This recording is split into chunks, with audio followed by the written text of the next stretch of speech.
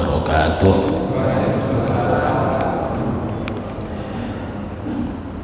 Alhamdulillahirabbil alamin. Wassalatu wassalamu ala asyrafil anbiya'i wal mursalin wa ala alihi wa sahbihi ajma'in. Subhanaka la ilma lana illa ma 'allamtana innaka antal alimul hakim. Rabbi shrah li sadri wa yassir li amri wahlul 'uqdatam min lisani yafqahu qawli, amma ba'du.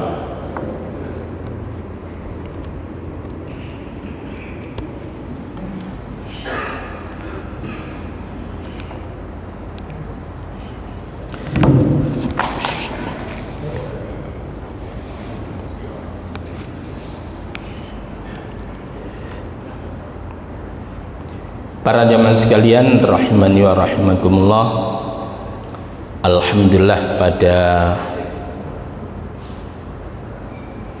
pagi hari ini kita disehatkan oleh Allah Subhanahu wa taala, diberi oleh Allah kesehatan, bisa hadir dalam rangka untuk menjalankan perintah Allah,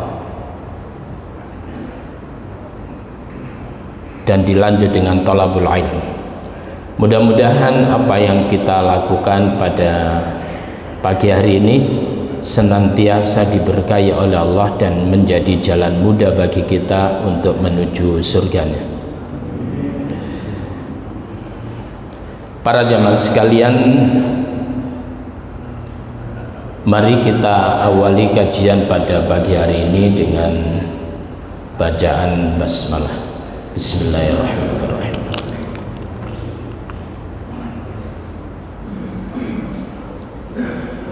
Semua orang itu pasti ingin merdeka, baik itu secara personal maupun komunal ataupun negara. Itu pasti ingin merdeka. Tidak ada satupun negara, tidak ada satupun seseorang yang tidak ingin merdeka.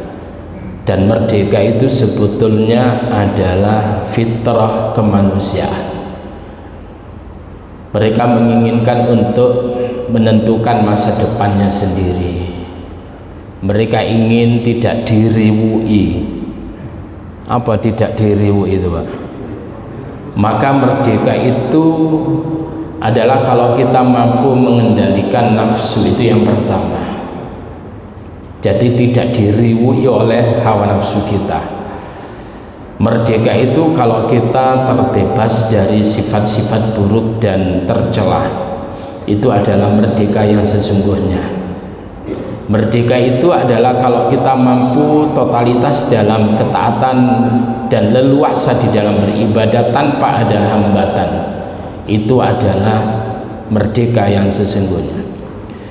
Merdeka itu adalah kalau kita bisa melepaskan diri dari berbagai bentuk pemaksaan untuk melakukan sebuah kesalahan, kekeliruan dan kebodohan. Maka banyak orang kalau berada di instansi tersebut itu dipaksa untuk korupsi, dipaksa untuk tidak jujur, dipaksa untuk mengurangi nilai-nilai. Itu adalah orang yang tidak merdeka. Dipaksa untuk bohong karena pemimpinnya juga bohong. Itu adalah orang yang tidak merdeka. Begitu pulang resah, begitu sholat menangis, kenapa saya tadi melakukan. Orang itu tidak merdeka itu. Walaupun itu adalah kaya, tapi sejatinya adalah jiwanya telah dijajah oleh orang lain, oleh hawa nafsunya. Merdeka itu adalah kalau kita bisa melepaskan diri dari berbagai bentuk pemaksaan untuk melakukan kesalahan. Merdeka itu adalah kalau kita bebas menyampaikan sebuah kebenaran dan menegakkan kebenaran. Saat ini ada begitu banyak orang-orang yang terpasung kemerdekaannya sehingga tidak berani untuk mengutarakan kebenaran. Karena tidak beraninya mengutarakan kebenaran, maka orang-orang yang batil itu secara bebas liar mengembangkan kebatilannya, sehingga di negeri ini dipenuhi orang-orang yang melakukan kebatilan daripada orang-orang yang melakukan kebenaran. Karena orang-orang yang benar itu sudah tidak lagi berani menyuarakan sebuah kebenaran, takut terkena pasal ini, terkena pasal itu, dan sebagainya. Bahkan kemudian mereka mengancam, merencanakan undang-undang untuk menjerat siapapun yang kemudian mengkritik daripada penguasa. Sesungguhnya penguasa yang semacam itu adalah mereka telah memasung kemerdekaan rakyatnya. Para akademisi sudah tidak lagi berani bersuara yang benar karena mereka adalah terpasung dengan jabatan-jabatan yang strategis. Sebanyak Pak ya? Ya. Merdeka itu adalah bilang ngaji itu nggak ngantuk.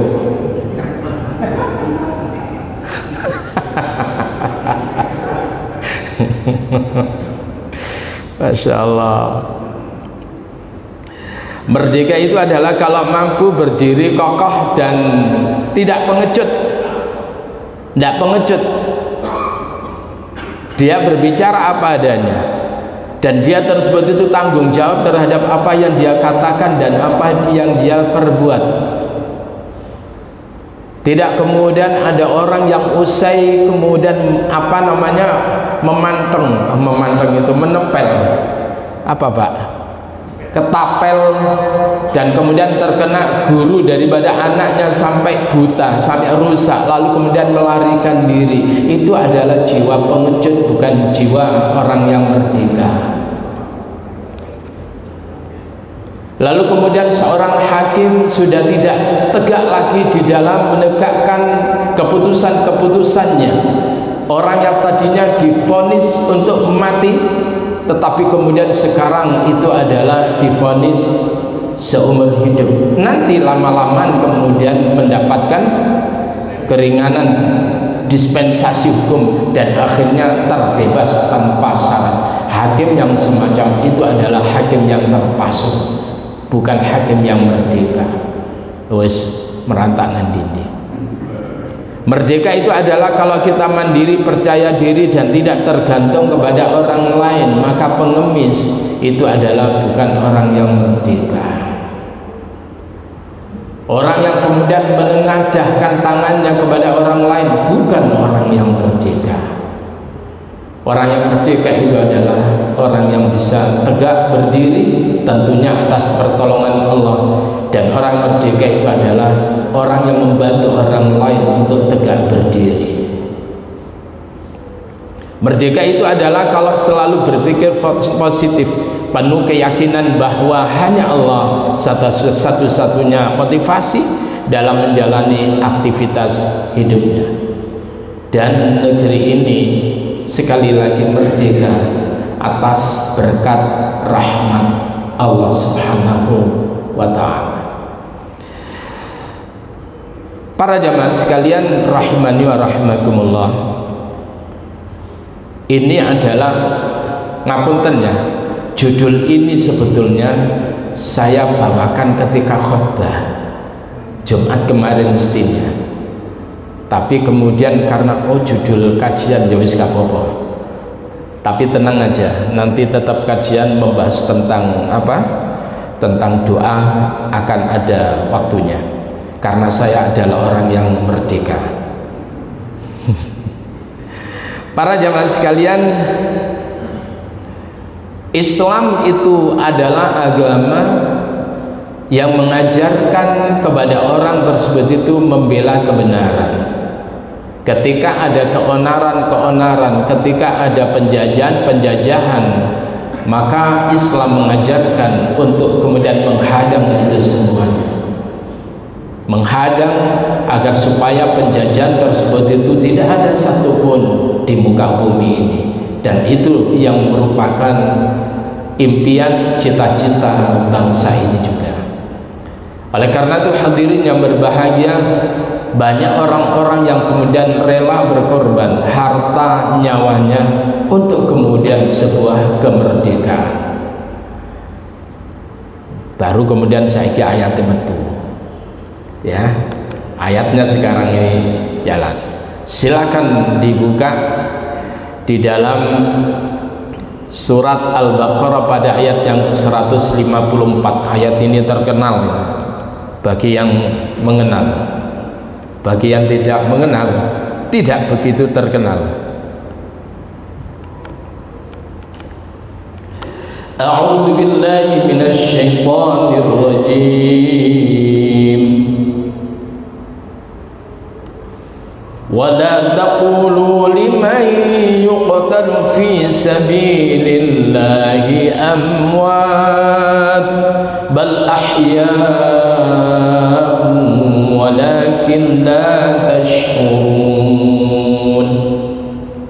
Wala taqulu, dan jangan kalian mengatakan liman yuqtalu, terhadap orang yang dibunuh fi sabilillah, di jalan Allah, amwat, bahwa mereka itu adalah orang-orang yang mati.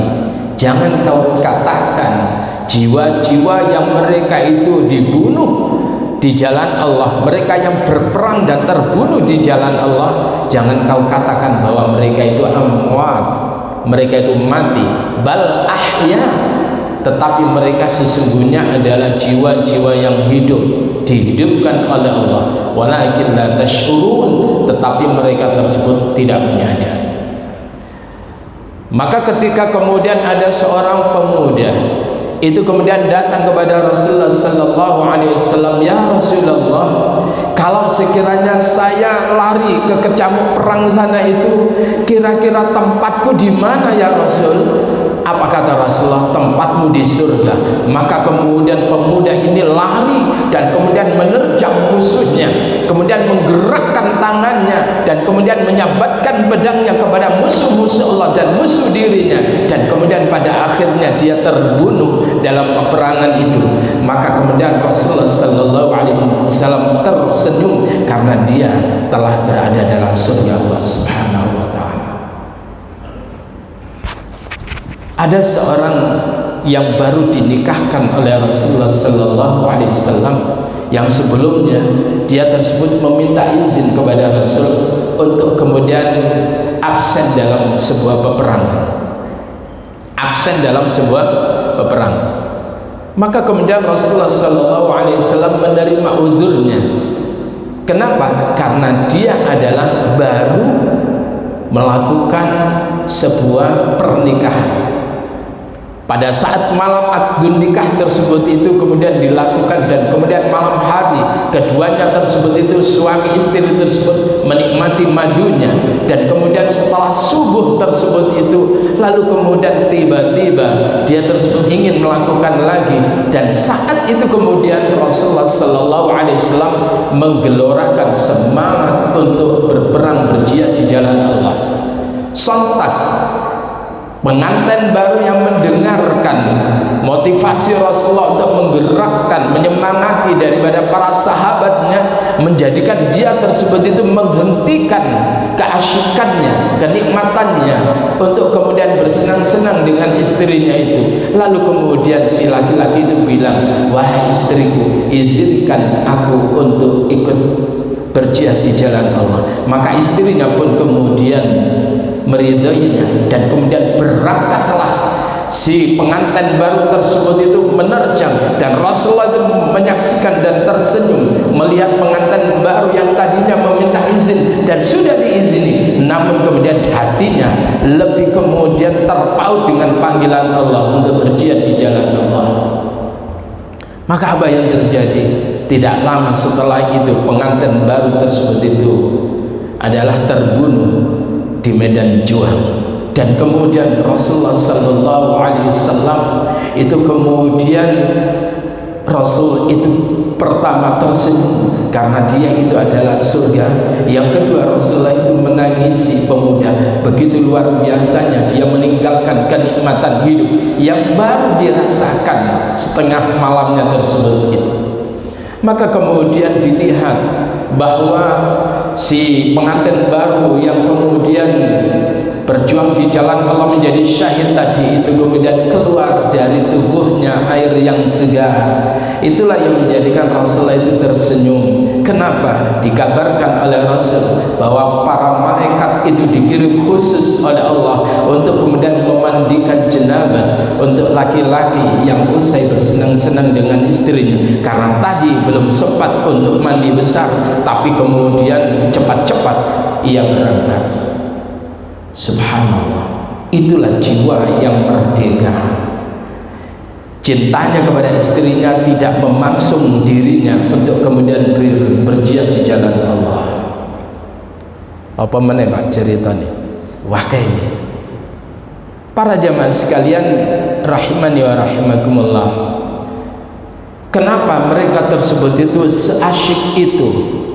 Karena kemudian mereka menyadari bahwa di dalam surah At-Taubah, kalau kita lihat, saya nggak tahu ketika kita memahami ini lalu kemudian nanti terjadi hal yang sama, apa kira-kira ayat ini juga menggerakkan kita sebagaimana para sahabat dulu tergerak demi untuk menjalankan berjihad di jalan Allah. Di dalam surah Taubah pada ayat yang ke-111,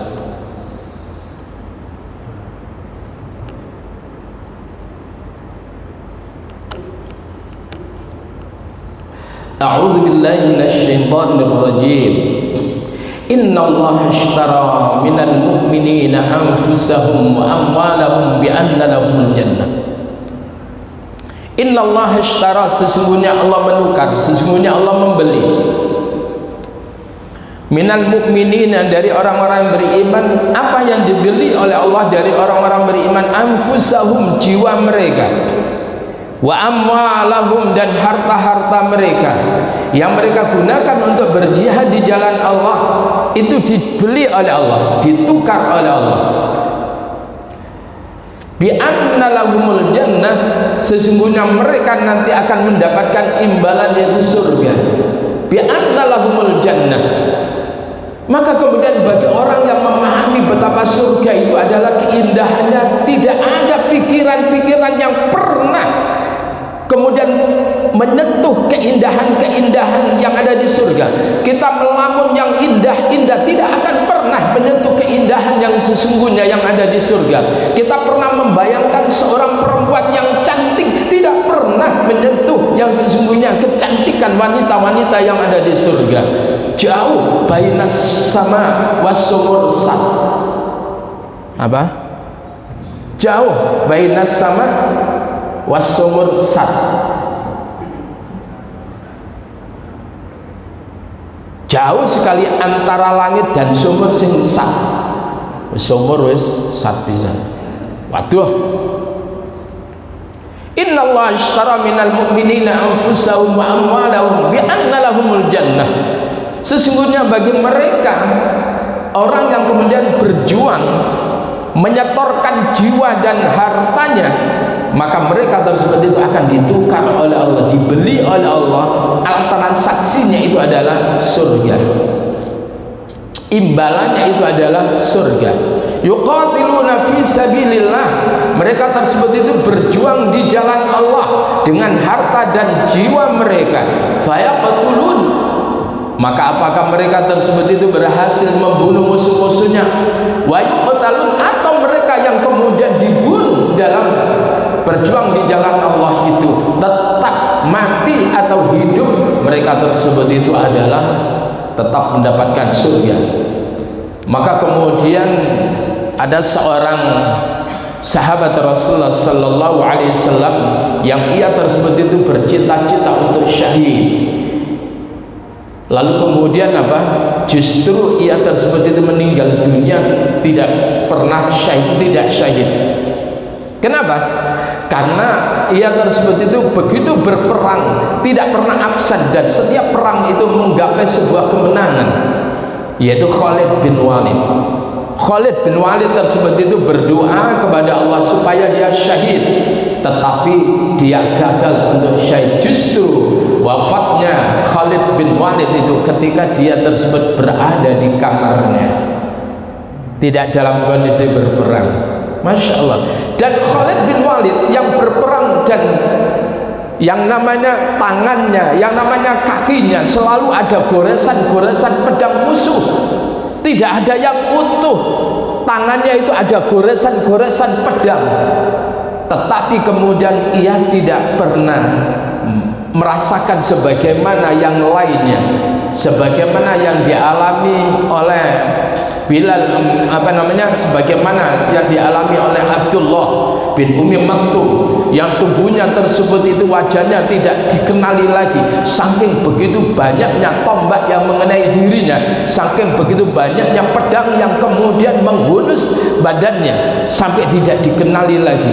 Yang namanya Khalid tersebut itu hanya kemudian ada goresan-goresan pedang, ada kemudian goresan-goresan tombak yang kemudian merepet pada tubuhnya, tetapi dia tidak mati dalam kondisi berperang. Tapi Khalid tetap mendapatkan surga Allah Subhanahu wa ta'ala. Wa'dan alaih, itulah janji atas Allah, haqqan yang benar. Janji itu dituangkan oleh Allah fit Taurati, baik itu di dalam Taurat, wal Injil dan Injil, wal Quran dan Al-Quran.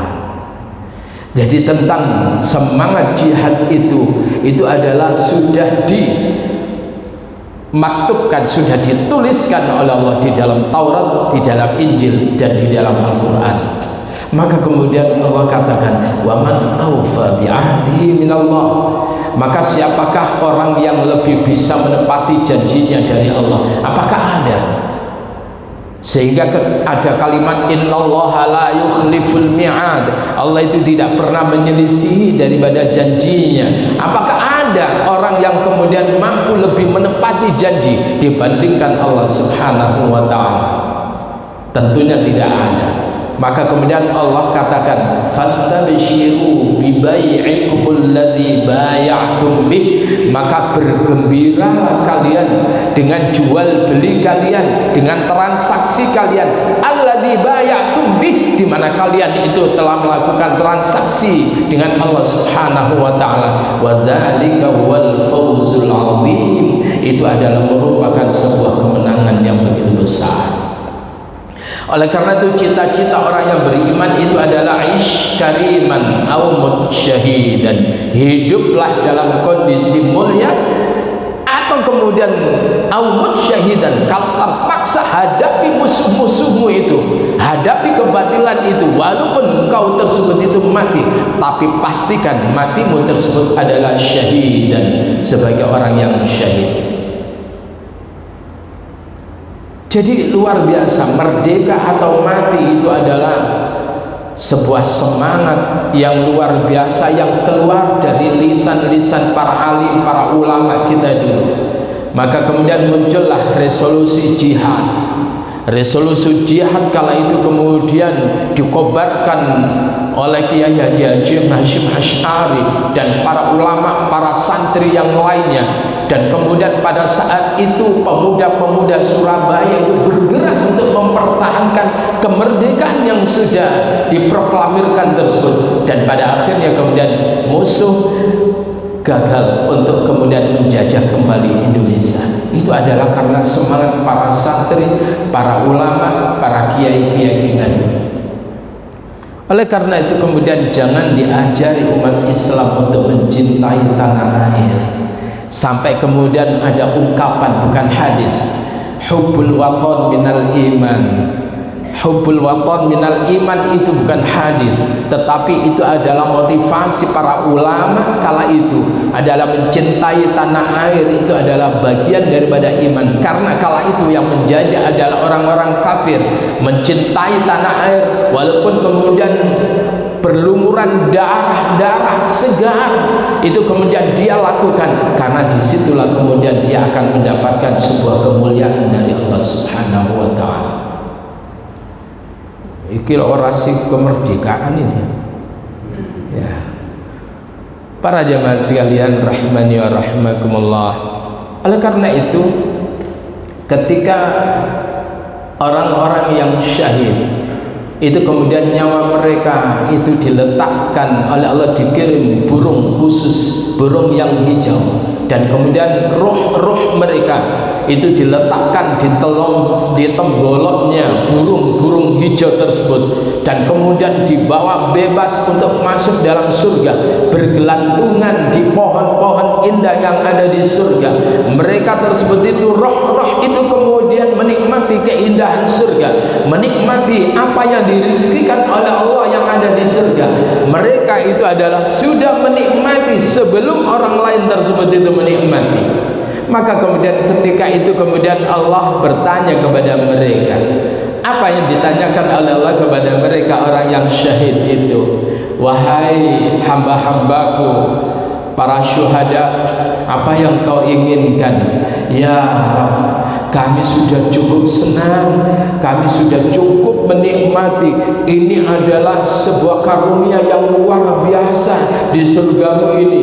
Begitu luar biasa, janjimu benar ya Allah. Kami tidak berkekurangan dan tidak ada keinginan apapun ya Allah, karena janjimu itu adalah sudah kau tepati. Maka kemudian Allah bertanya lagi, apa engkau tidak meminta sesuatu? Ya Rabb, sudah cukup bagiku ya Rabb ini ya Rabb. Diulangi lagi, apakah engkau tidak menginginkan lagi dariku? Ya Rabb, ini adalah sudah cukup ya Rabb. Sudah. Setelah itu kemudian Allah tidak menawari lagi. Ketika itu kemudian para syuhada itu kemudian meminta kepada Allah, ya Rabb, mohon aku kepada engkau, apa yang kau inginkan? Ya Rabb, persatukan lagi rohku dengan tubuhku, sehingga kemudian aku bisa hidup lagi di bumimu. Untuk apa? Aku ingin kemudian berjuang lagi untuk menjadi syahid lagi, dan ingin menjadi motivasi orang-orang saudara-saudaraku yang belum menyusul, supaya mereka tersebut itu berjihad di jalan. Karena begitu indahnya pahala imbalan yang kau sediakan buat kami. Kata Allah, lek bahasa Gunung Ser, waduh, lek iku ojo. Ya. Para jamaah sekalian, coba bayangkan kalau itu diiyakan oleh Allah. Wow, semangatnya luar biasa, nggak ada pergerakan yang bisa merintanginya kalau sudah begitu. Kenapa? Wes ngicipi, bukan hanya sekedar dengan kacamata iman, tapi dia sudah merasakan nikmatnya janji Allah itu. Nah, para jamaah sekalian rahimani wa rahimakumullah, jadi mereka itu nggak ada yang kemudian takut mati itu. Kenapa? Karena mereka tersebut itu berniat suci. Kenapa orang sekarang ini kemudian takut mati? Karena begitu banyaknya dosa-dosa yang menghampiri dirinya, yang mengotori jiwa-jiwanya, sehingga mereka tersebut tidak siap untuk mati. Apalagi ketika Covid kemarin itu, ketika tetangganya sana meninggal dunia, mari ini let 5 rumah kemudian meninggal dunia, lalu kemudian let 5 rumah lagi meninggal dunia, mari ini let 5 lagi rumahnya dia. Wis berpikir, waduh, malaikat koyo kelipatan 5 ini, kok mari ini aku. Akhirnya kemudian melarikan diri dari malaikat Arbinandi.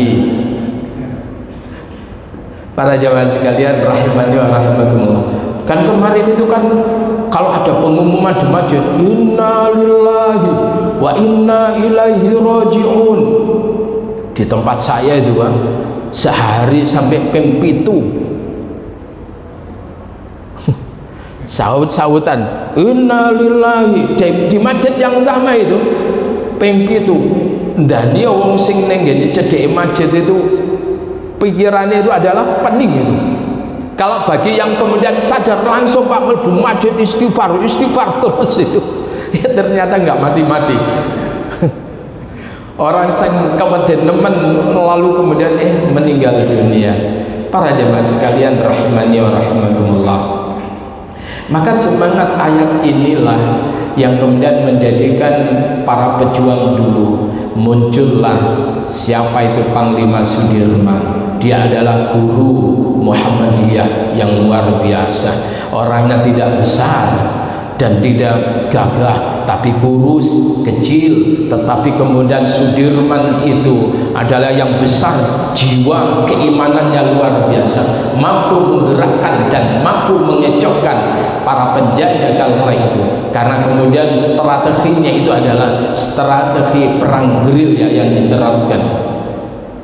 Dan akhirnya kemudian mereka penjajah itu kerepotan, dan kemudian ada upaya untuk membayar orang lain untuk bagaimana kemudian membunuh Sudirman itu. Luar biasa, satu jiwa itu merepotkan daripada 1000 orang. Ketika satu jiwa yang beriman tersebut itu kuat gandengannya dengan Allah, satu jiwa itu adalah jiwa yang merdeka. Para jamaah sekalian rahmani wa rahimakumullah, apa janji Allah? Silakan dibuka di dalam surah Ali Imran ayat 169. Ini yang terakhir.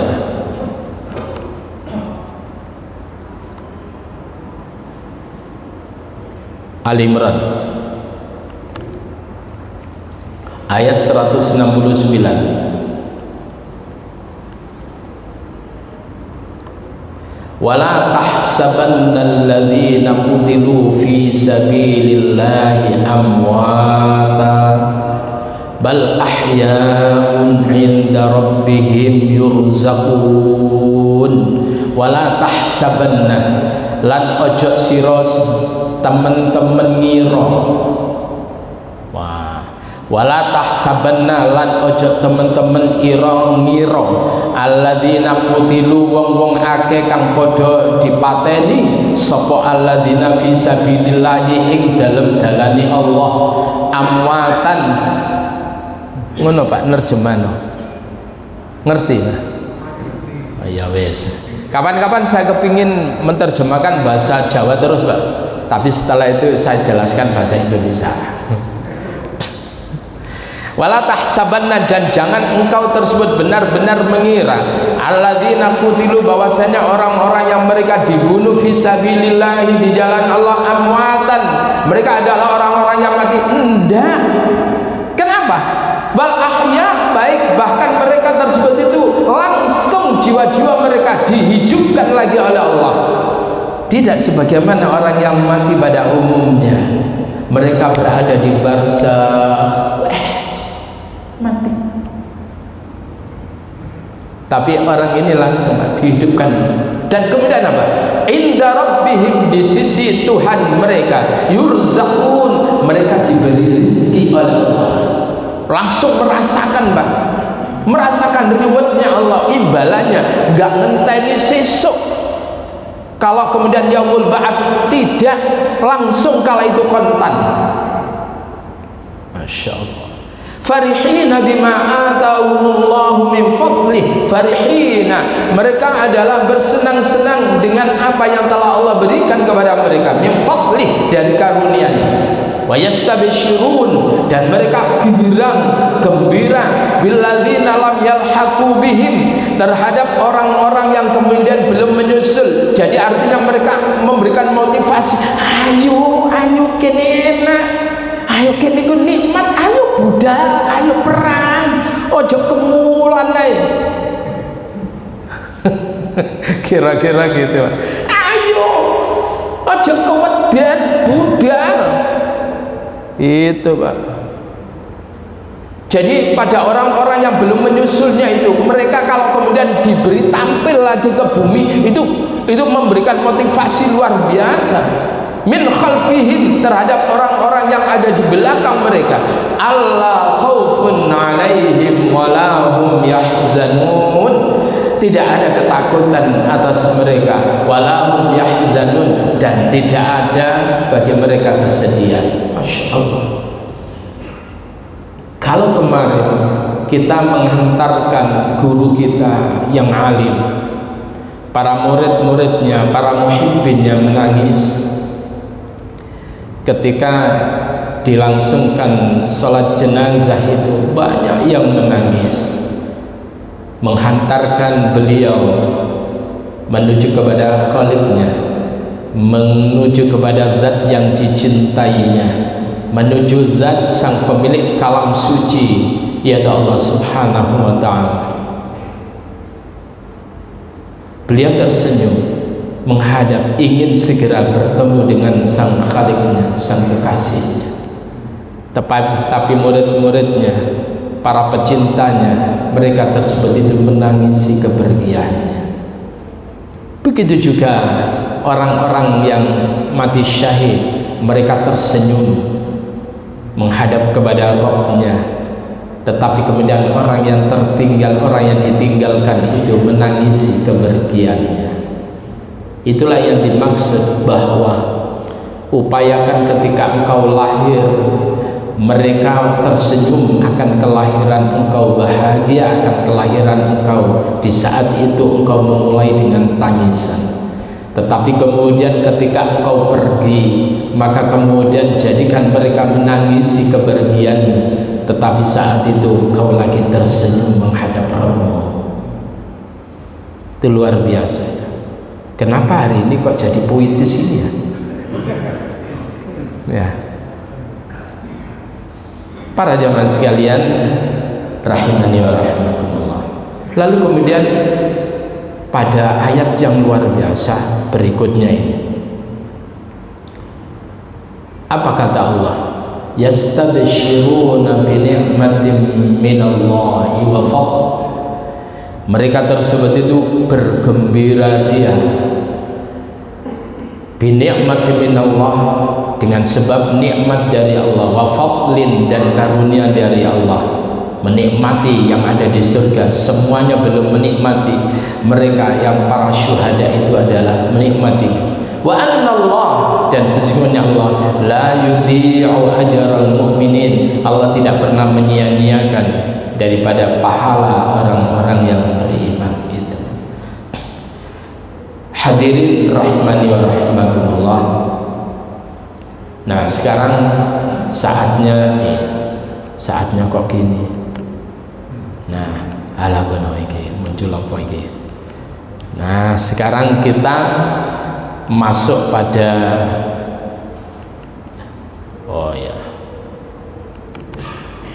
doa.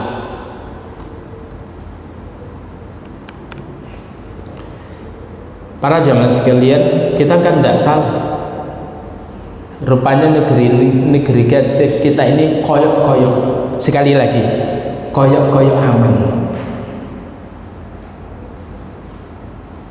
Bagaikan di laut itu, di permukaannya itu tenang, Pak.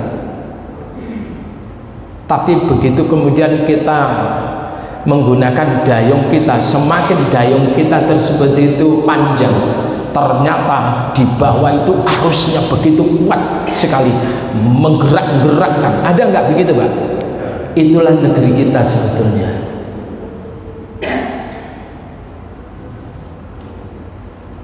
Kita nggak tahu apakah nanti kemudian terjadi sebuah peperangan. Pertanyaannya, siapkah kita pada saat kemudian orang-orang mereka, orang-orang komunis, orang-orang China itu kemudian tiba-tiba menyerang kita? Siapkah kita untuk menjadi benteng dan pada negeri ini membela agama Allah? Lah kok melempem? Iyalah, luwe tiba-tiba anak sarapan itu lagi makan. Ya Allah, itu di jamak kemarin ya, di jamak Jumat itu. Oh ya, jadi gak no ahad barokah, mestinya ono ahad barokah itu. Para jamaah sekalian rahimani wa rahimakumullah, ada sebuah ayat yang hendak kita fahami saat ini adalah dalam ayat yang ke-53 surah Ali Imran ya. Tetapi kemudian saya padukan dengan ayat sebelumnya, ayat yang ke-52. A'udzu billahi minasyaitonir rajim.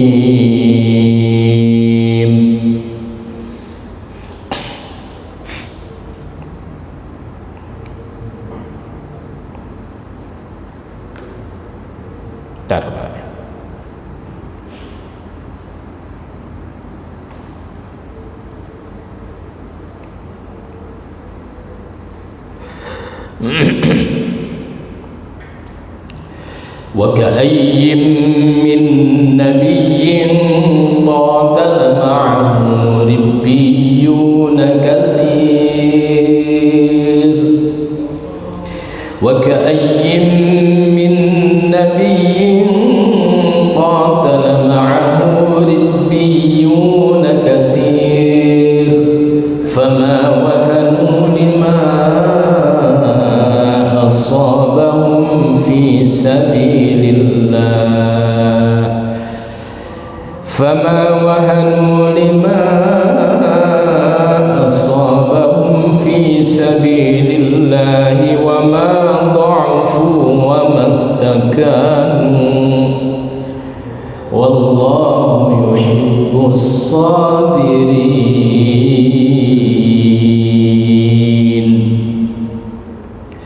Wa ka'iyyin, dan berapa banyak, min nabiyyin, dari seorang nabi, qatala yang telah berperang. Kalau qatalah membunuh, kalau qatala itu saling membunuh, artinya perang.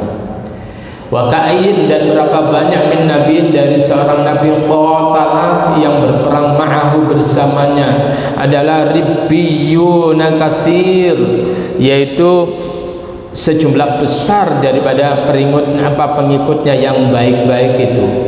Ribbiyuna katsir.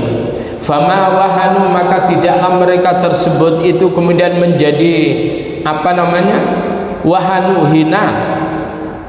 Mereka tersebut itu tidak kemudian menjadi lemah, lima asabahum, terhadap apa yang menimpa kepada mereka, fi sabilillah, di dalam berjuang di jalan Allah. Mereka tidak kemudian merasa lemah. Wa ma dha'fu, dan kemudian mereka tidak kemudian menjadi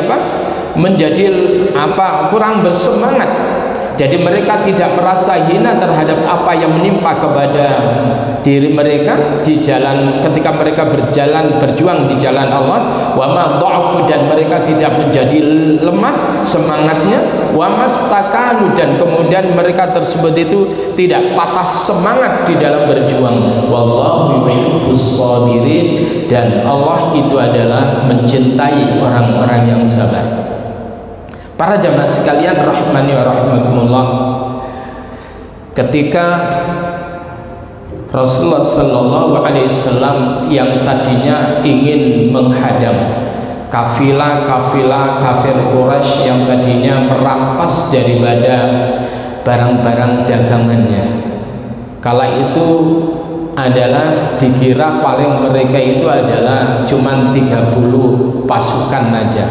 Sedang kala itu adalah Rasulullah dengan para sahabatnya itu ya kurang lebih sekitar 300. Tetapi kemudian apa yang terjadi? Tidak ada pengumuman dari Allah, tidak ada pemberitahuan dari Allah. Ternyata dalam perang Badar tersebut itu adalah mereka kafilah dari Quraisy, orang-orang Quraisy itu adalah berjumlah 1000, dengan kemudian pasukan berkudanya yang luar biasa, dengan persenjataan yang luar biasa. Itu adalah di luar dugaan apa yang dibayangkan oleh para sahabat. Tidak semacam itu, paling cuma 30, nanti kemudian harta mereka bisa dikembalikan. Ternyata tidak. Lalu kemudian apa? Justru kalau kemudian nanti itu direncanakan, nanti kemudian blessed itu, Allah ingin sekali dalam pertemuan orang kafir dan orang yang beriman tersebut itu pada tanggal 17 Ramadan tersebut, itu kemudian terjadi pertemuan yang luar biasa, dan itu kemudian menjadi tonggak pertama untuk supaya mereka orang-orang kafir mengakui keberadaan orang-orang beriman yang dipimpin oleh Rasulullah Muhammad Muhammad sallallahu alaihi wasallam. Maka ketika itu kemudian Rasulullah sallallahu alaihi wasallam mengobarkan semangat untuk berperang. Maka kemudian apa kata para sahabat? Ya Rasul, apa yang kau perintahkan kepada kami ya Rasul? Kalau sekiranya engkau tersebut itu memerintahkan kepada kami untuk kemudian menerjang lautan-lautan yang ada, kemudian aku akan lakukan dengan kudaku ini ya Rasul. Aku akan terjang itu, aku akan seberangi lautan itu. Kau perintahkan apa saja ya Rasul, aku akan siap. Luar biasa. Jadi jiwa-jiwa 300 orang ini itu adalah jiwa-jiwa yang tidak pernah takut mati, jiwa-jiwa yang ingin menyongsong yang namanya syahid. Lalu kemudian di antara mereka tersebut, walaupun ada yang belum terlatih untuk berperang, mereka kemudian dengan semangat untuk kemudian berjuang untuk membela agama Allah. Maka kemudian apa yang terjadi dalam perang Badar itu? Allah menangkan. Allah menangkan. Wallahu yuhibbus sabirin. Allah itu mencintai orang-orang yang sabar walaupun berhadapan dengan musuh-musuh yang luar biasa itu. Maka kemudian apa doa mereka itu? Apa doa mereka? Rabbana ighfir lana dzunubana. Ya Allah, ighfir lana, ampuni untuk kami dzunubana, akan dosa-dosa kami, wa israfana, dan sikap kami yang melampaui batas. Ya Allah, ampuni kami ya Allah, israfana, dan melampaui batas kami fi amrina, dalam urusan kami ya Allah, sehingga enggak yang kami lakukan itu ya Allah, ampuni ya Allah. Wasabbit aqdamana, dan ini yang luar biasa, wasabbit, dan teguhkan ya Allah aqdamana, yaitu telapak-telapak kami, yaitu pendirian kami, langkah kaki kami ya Allah, teguhkan ya Allah untuk bergerak maju, pun bukan untuk lari ke belakang ya Allah. Wasabbit aqdamana wansurna, dan tolonglah kami ya Allah al qaumil kafirin, untuk menghadapi kaum yang kafir itu. Para jemaah sekalian, kalau kita belajar kalimat bahasa Arab namanya qadam, ini adalah telapak kaki.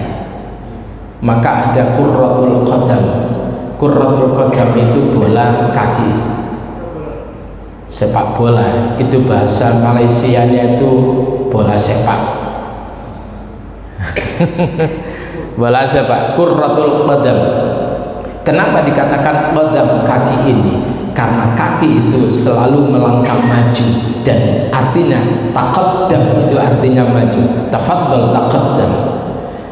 Lalu kemudian sesuatu yang maju itu adalah dia lebih dahulu untuk melangkah, maka ada istilah qadim, yang terdahulu. Nah, apa menaik Pak dalam permainan bahasa ini? Nah, para jamaah sekalian, artinya adalah wasabbit aqdamana, ya Allah, teguhkan telapak kaki kami untuk selalu maju ke depan. Apapun yang kami hadapi akan kami hadapi itu semuanya, rintangan-rintangan itu. Wansurna, tolong kami ya Allah alal qaumil kafirin, atas kaum yang kafir. Karena kemudian mereka adalah orang-orang beriman, orang-orang yang telah mendapatkan suntikan motivasi dari Nabi, suntikan keimanan dari Nabi, suntikan keislaman yang kokoh dari Nabi. Maka kemudian inilah doanya, bukan begini sebagaimana Bani Israel dulu. Kalau Bani Israel ketika kemudian mereka disuruh untuk memasuki sebuah negeri yang di sana ada Amalik, yaitu ada penguasa-penguasa yang bengis, apa kata mereka? Wahai Musa, idhab anta wa rabbuka faqatila inna hauna qa'idun. Wahai Musa, sampeyan ae dhewe sing budal, dan Tuhan sampeyan sing budal. Engko lek sampeyan perang kono wis kalah, tanteni ning gene-gene ya Allah, inna hauna qa'idun. Kami di sini menunggu, lek wis menang, lek kono wis nyingkir, sampeyan SMS ya WA. Coba ini adalah disuruh untuk masuk ke sebuah negeri untuk menghadapi, padahal itu namanya apa, Yusha bin Nun itu kemudian menyatakan kalau engkau tersebut itu masuk, kalian tersebut itu memasuki, sungguh Allah akan memberikan kemenangan kepada kalian. Tetapi mereka lebih kemudian tidak mau berperang. Itu jiwa-jiwa yang kerdil. Tetapi apa yang dialami oleh para sahabat Rasulullah sallallahu alaihi wasallam, sebagaimana para hawariyin, yaitu pembela, yaitu Rasulullah Isa alaihissalam, itu luar biasa. Semangatnya itu luar biasa para sahabat Rasul Muhammad sallallahu alaihi wasallam. Para jamaah sekalian rahimani wa rahimakumullah, dan kemudian walaupun kemudian beberapa orang yang kemudian syahid, tetapi kemudian dari mereka, tokoh-tokoh mereka, terutama dari keluarga Hindun kala itu adalah banyak yang kemudian tertikam oleh pedangnya Hamzah dan berhadapan dengan Ali bin Abi Thalib. Dan oleh karena itu ketika dalam perang Uhud, begitu luar biasanya dendamnya Hindun kepada Hamzah bin Abdul Muthalib. Para jamaah sekalian rahimani wa rahimakumullah, Allah itu hanya memberikan kemenangan kepada jiwa-jiwa yang beriman. Itulah yang diungkapkan oleh Allah di akhir dari surah As-Saff, wa ayyadna alladhina amanu ala aduwwihim fa asbahu zahirin. Di ujung ayat itu dikatakan fa ayyadna alladhina amanu, maka kemudian kami teguhkan, kami kuatkan, kami perkokoh orang-orang yang beriman ala aduwwihim, ketika berhadap atau menghadapi daripada orang-orang kafir itu, musuh-musuh mereka, fa asbahu zahirin, lalu kemudian mereka menjadi orang-orang yang menang. Artinya kalau negeri ini nanti 2024 ingin menang kebenaran, maka persiapkan kita menata keimanan kita agar dimenangkan oleh Allah. Karena Allah tersebut mencintai orang-orang yang sabar dalam kebenaran. Allah mencintai hamba-hambanya yang beriman.